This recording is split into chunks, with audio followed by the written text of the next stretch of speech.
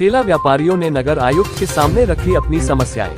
Kashipur new आजाद फड़ खोखा कल्याण समिति के पदाधिकारियों के नेतृत्व में आज तमाम ठेले वालों ने नगर निगम आयुक्त के कार्यालय पहुंचकर अपनी समस्याएं उनके सम्मुख रखकर निवारण की मांग उठाई। समिति अध्यक्ष इलियास माहीगीर एवं उपाध्यक्ष डा एम ए राहुल ने कहा कि अतिक्रमण के खिलाफ चलाए जा रहे अभियान के क्रम में ठेले वालों के चालान काटे जाने से दिक्कत पेश आ रही है। उन्होंने वेंडिंग जोन की मांग प्रमुखता से उठाई। मुख्य नगर आयुक्त विवेक राय ने स्पष्ट कहा कि नगर निगम प्रशासन द्वारा नियमानुसार निष्पक्ष कार्यवाही की जा रही है। उन्होंने बताया कि सिंगल यूज प्लास्टिक का प्रयोग न करें, खुले में कूड़ा कचरा न फेंके, इधर उधर न थूके, अन्यथा कार्यवाही तय समझे। नियम कायदा बताते हुए नगर आयुक्त ने कहा कि कोई भी व्यक्ति सड़क पर कारोबार कर यह न समझे कि वह तहबाजारी शुल्क दे रहा है तो वह स्थायी है।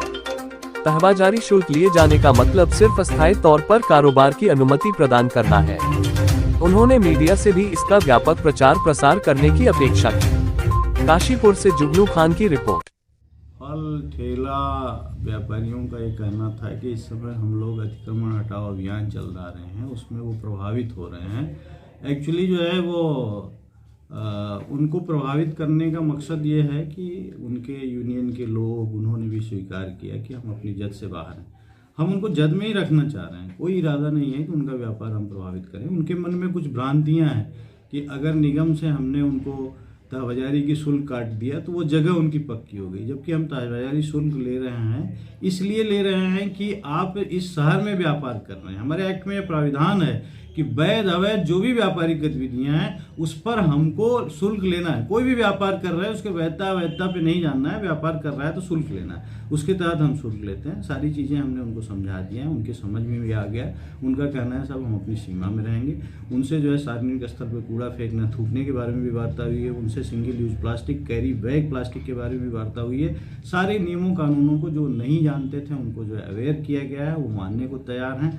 उनकी जो है व्यापार, उनके हित को भी ध्यान में रखते हुए जो कानूनी प्राविधान है उसी दायरे में उनको रखा जाएगा। ये तो आपको उन्हीं से पूछना पड़ेगा, लेकिन जो है आपके सामने ही उन्होंने स्वीकार किया है कि पर्चियाँ मिली हैं, उसमें प्लास्टिक लिखा है और उसमें जो है कूड़ा फेंकना लिखा है।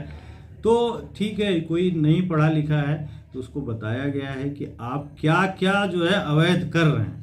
आप अपने ठेले के बगल में अगर कूड़ा फेंक रहे हैं तो ये अवैध है, सार्वजनिक स्थल पर कूड़ा फेंकने की परिधि में आएगा।